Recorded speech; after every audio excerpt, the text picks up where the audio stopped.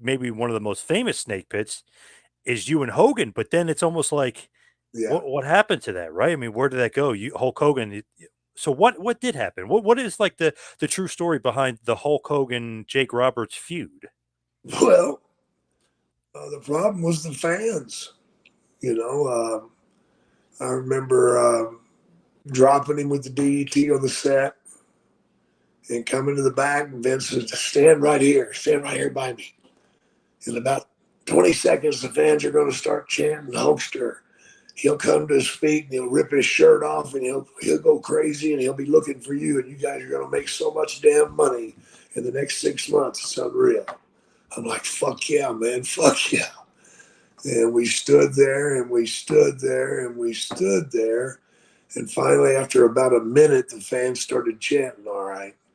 They started chanting DDT, DDT, DDT. And Vince looked at me and he goes, fuck that, that'll never happen. So it happened twice and that was it. And both of them were sellouts. But the problem being, they weren't about to touch the marketing of Hogan, you know. So I was screwed. It's almost as if they got so excited that you were feuding with Hogan, but they turned to you, like they wanted you. Yeah, Let's say the crowd is even 50-50 split. Vince would be against it, right? yeah, yeah. It was How did over. It was over 50-50 though. how would you say? Like, what would be the percentage? I'd say 70. Wow, 70-30 you versus Hulk. Yeah, 65, 70. Wow. Can't Yeah, risk it, right? no, couldn't risk it, man. It Man, broke that my, would have cost me a lot of damn money, man. right. I mean, if you're feuding with Hulk, right? I mean, he's the number one guy. He's the top guy. You're going to be probably making the most money worth versus Hulk. Yeah, been rolling in millions. So basically, Vince was saying it's going to be a 6 month program. Like, where was it going to lead to? What was it going to do? Pay per view or something? Yeah, sure, pay per views, everything, man. If it had worked, So basically, it doesn't happen. So not feuding with Hulk cost you money. It's basically oh, what you're saying. big money, big money. But it happens from time to time. But I'm not going to complain too much. What do you think happened though? Like just that the crowd just they loved you so much, even though Hogan's the top guy, they just Yeah, fell in love with you. I think they believed in the DDT. You know, you got to remember I dropped Steamboat with it. You know, he killed him, and now I've dropped Hogan too. I was the baddest son of a bitch on the planet. You know, and sometimes, you know, the last thing the fan wants to do is chant for a guy that's going to lose, right? Nobody wants to back a loser. Well, every now and then a guy will come along that just you can't see him losing. Well, they're going to get behind that guy. You know, I think you've seen it with Brock Lesnar.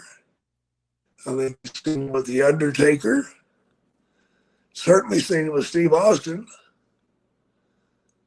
So no matter how hard you try to keep them a heel, you can't.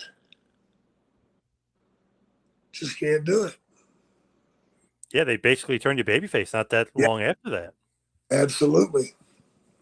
Do you know how many times did you actually work Hogan? Was it only those 3 times basically in the Northeast? It was basically like almost like a Providence run. It was Providence, and then it was Montreal, and that was it. That was it. So just those 2 matches that's Vince saw what he needed to see, and I'm cutting this short. Yeah. Yeah. That would not be good if you think about it. Like you don't want to kill the golden goose, right? If you're Vince. No, no, that was the whole thing, man. What did you think of Hulk? At just the person, the wrestler, the ambiance of Hogan. I was fine with him, man. I didn't have a problem with Hulk. I mean, I think he did a fabulous job of being who he was.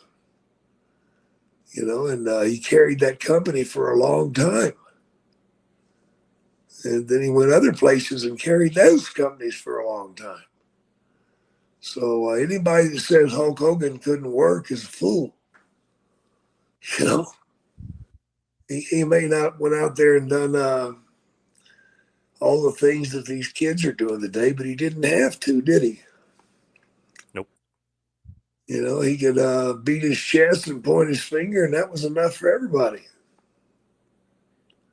It's true. So I think he was a great champion, a great champion.